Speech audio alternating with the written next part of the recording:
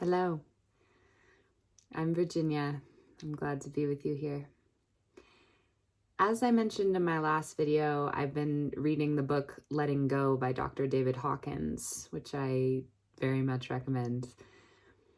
And there is an idea in this book about feeling emotions that we have held on to for a really long time because we're afraid of feeling them, or we don't think we could survive if we felt them, or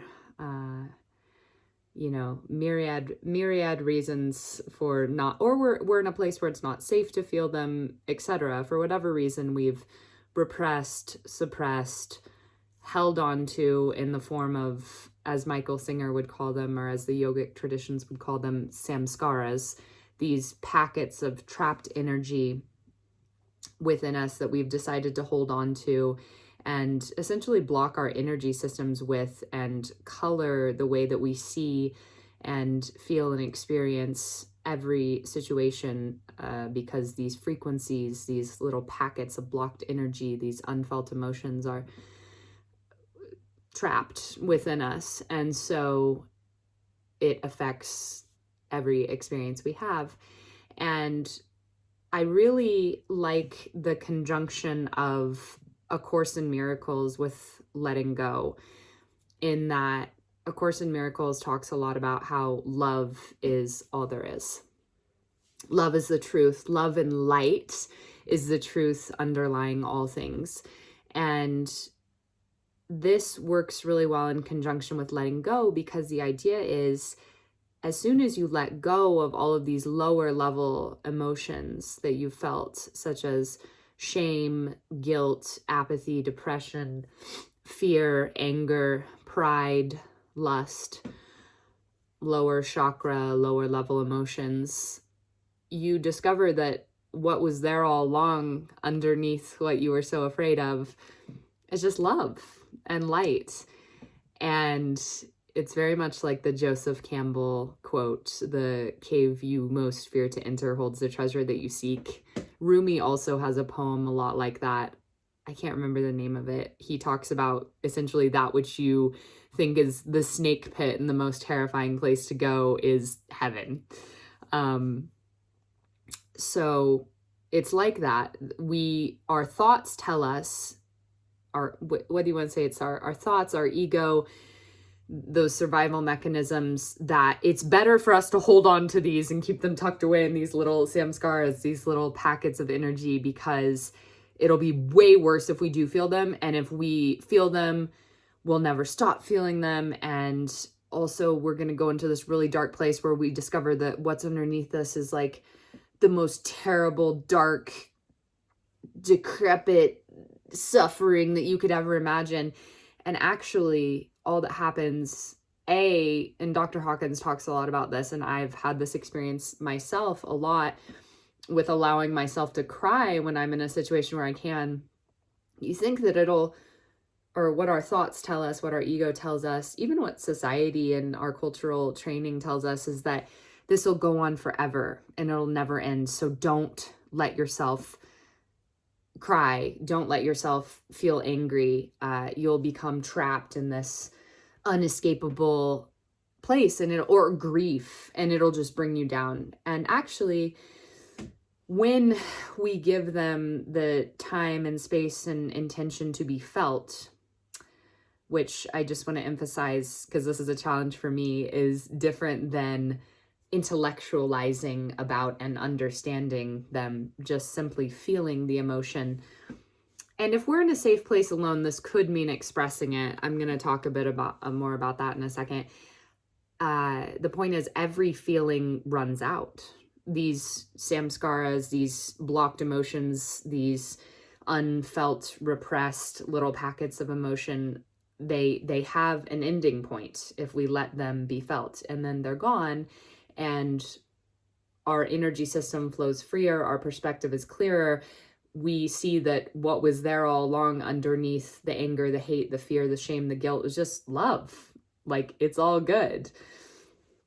And a good example of this is that you can test yourself with other people say there's a person that you have a big struggle with, maybe choose someone who it's a smaller thing with, where there's going to be less to let go of. And you really think you don't like this person, and you get in touch with, you feel a lot of anger towards them, and you allow yourself to feel that anger. Now, Dr. Hawkins also talks about this. So there's repression, expression, and letting go. And I've definitely been through all of these phases, and I'm sure we'll continue to be on the journey and process. It's not always, unless you're by yourself or in a place where it's not going to negatively affect others, it's not actually very helpful to express negative emotions. Crying can be very cathartic, and when you're alone, letting that come out, or screaming if it's anger. The point being, it's not helpful to yell at another person or unload all of your grief necessarily on another person. Or it can be helpful. That can be helpful. It's not the same as letting yourself feel it to let it go. Really, all you're doing in a way is projecting, especially with anger and really any negative emotion. And so you are strengthening it, actually, in a way, and not acknowledging that it's something that's existing in you. You're kind of trying to take it out or put it on someone else, when really you feeling this is because it's something you've held on to inside you. It truly has nothing to do with whoever you think you're angry at, or even the situation that you think you're sad about. Although we naturally have those feelings pass through us, probably anyone who's watching this video, or at least for me, the point where I'm at is when I do feel anger or sadness or guilt or shame, generally all of those emotions are always blown out of proportion for any present moment situation where they might want to be passing through me, or just, and that's fine. Emotion just passes through. That's what it does. And then we let it go and it's over, whether it's positive or negative. Especially for negative emotions that I've held on to, it's super amplified and exacerbated because there's so much frequency of other anger or other hurt or other guilt or other depression that I have held on to inside of me. And so just something really helpful, though, from this book for me has been realizing that expressing, like telling someone else I'm mad at you, isn't really helpful. Generally in relationships, and perhaps there's a time and a place. However, it's much more helpful so going back to the example of, there's an acquaintance or someone that you feel anger about. When you think about this person, there are these thoughts that keep swirling and turning, which are actually, according to Dr. Hawkins in the book Letting Go, these repetitive thoughts are, again, just a mechanism to keep us from having to feel the feeling itself, so that we can keep justifying and protecting and justifying why we're hanging on to it. And we get a payoff for that, right? We feel self-righteous. We feel vindicated. Things that, again, our ego and our repetitive thoughts tell us are worth it. It's not worth it compared to the feeling of love and bliss and peace and joy. So it is with this person, you sit and you feel the anger, and you might be afraid, well, if I start feeling this anger, I'm going to be, all this other anger is going to come in and I'm going to be angry for the rest of my life. It's not safe to feel anger for, whatever reason you may have been trained. In reality, letting go also, it happens in phases anyway. You're probably, although perhaps some people do, Eckhart Tolle, Buddha, where Joe Dispenza, I would say, talks a lot about this in transcendental meditation. You might have experiences where you let go of 10 years worth of hurt in 1 second, because that kind of healing does happen outside of time. However, oftentimes it's going to be more so that you will have a 10-minute period maybe of being angry where you were able to let go of a lot of anger, and then you're going to have many more times of that, and it's a lifelong practice. it's helpful again to start with maybe someone that you don't have 20 years of built up anger with for this little experiment. So you sit and you allow yourself to feel the anger. You don't repress it, which is to not feel it and pretend it's not there. You don't express it by being angry at the person or telling them that you're angry about it. You find a place where you can sit and just feel the anger, whatever that feels like for you. Oftentimes for me, I somatically feel it in my liver, which is often associated with anger. And so maybe there are images or words that come up with that, and maybe they're even violent. Maybe it's hurting this person. Maybe it's saying very mean things to them. That's okay, because that's just the sort of mental picture that's going with allowing it to pass through you. It's not like this is true or you really feel that way about this person or it's always going to be like that. These are all just dark clouds obscuring the light that is underneath them and making essentially your whole perspective unclear. So my experience has been that when I allow myself to feel the feeling, afterwards, I genuinely can experience feeling love, compassion, connection, a sense of courage to interact with and be open towards new perspective with this person. And it really has begun to show me that underneath all those other things, all those negative things that maybe I think I feel about someone, I actually just feel love towards that person. Because again, the baseline of the reality of the truth of what is there, because we're all one, right? And another definition of love is simply the connection between things that are connected. So love is all there is because everything is one, and love could be said to be that which connects us because we are connected, because we're one. So that's the reality of what's there anyway. Light is the reality of what's there. And then there are all these dark clouds obscuring that. And when we allow ourselves to feel the emotions and are willing to let it go, right? This is not going to be, I'm no longer going, and this is another example of expression that, and I found myself doing this, and it's very interesting and notable to hear other people.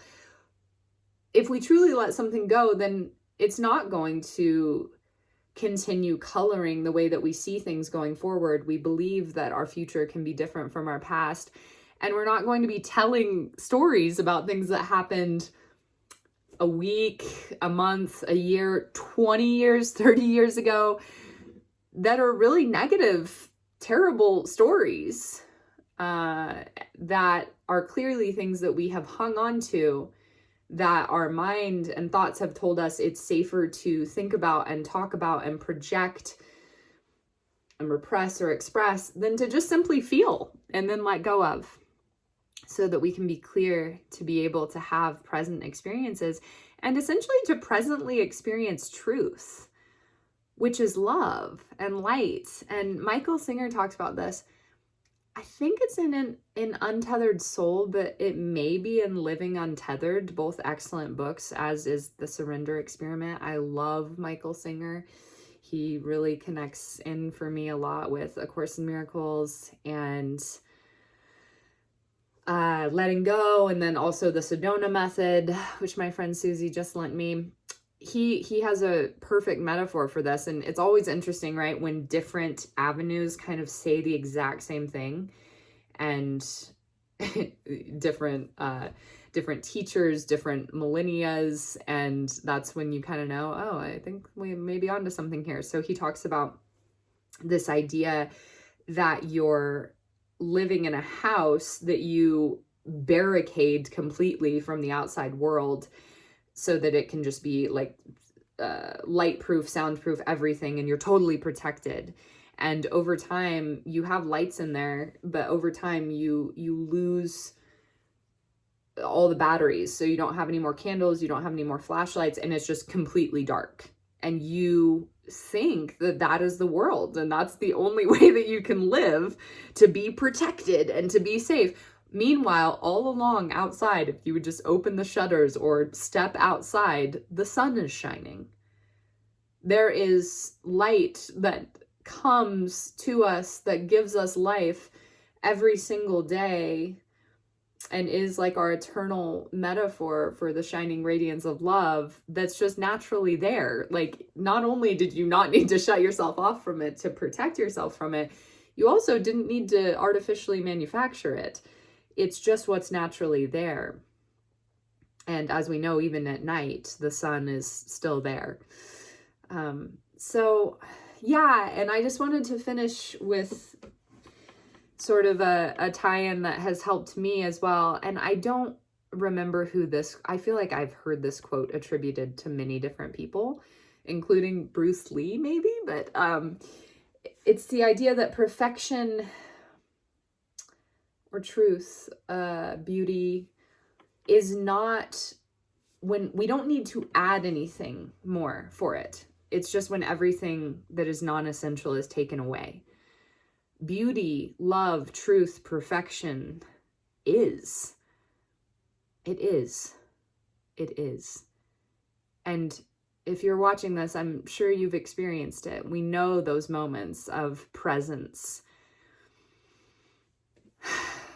when we feel the perfection of just what is. And that is the true state of all of our relationships, of everything that is. It's love and it's light. That's the truth of what's going on. That's the truth of what's there. And then a bunch of shit has gotten piled on top of it from, it's like a space that's been super cluttered, or that we've let the windows have become so dusty and covered over that none of the light is shining in. All that needs to happen is to take away what's non-essential. We don't need to add anything. We don't need to do all these crazy things. We never need to manufacture the positive emotions. Love, joy, peace, enlightenment, acceptance, willingness, courage. That's actually our natural state of being. Like the way that the sun is just shining. That is what is underneath all of the stuff that we're so afraid to feel and get to the bottom of. That's what's underneath all of this clutter that we're so afraid to take away. It's just the perfect essence of beauty and love. We don't have to create that, or we are that. So whether it's with a project or your life or a relationship or anything, I find that very applicable and related to this idea of letting go and of love being the baseline of all that is. You don't need to work to add all this stuff. That's all that needs to happen, is to let the inessential fall away. And I find that really inspiring, because if I am willing to just let go of the inessential, whether that clutter and, cloudy darkness, stickiness is inside of me or being reflected outside of me, which as within, so without, right? I mean, the outer world is only a screen upon which we project our inner world. If I'm willing to just let the inessential fall away, then I will see that love and perfection is already there, and there's nothing else that I need do. There's nothing else that I need do besides feel the things that I've been afraid to feel and be with them, not try to intellectualize them, and through felt experience understand they're not as scary as I thought. I can let them go. I can be free because I already am free. And when I take all the obstruction away, that becomes very clear and easy to see. Thanks for being here. And underneath all the bullshit that may be blocking it from your sight in this moment, you are absolutely, completely perfect, at peace, held in joy, and loved unconditionally, eternally by love, just exactly as you are. And so it is.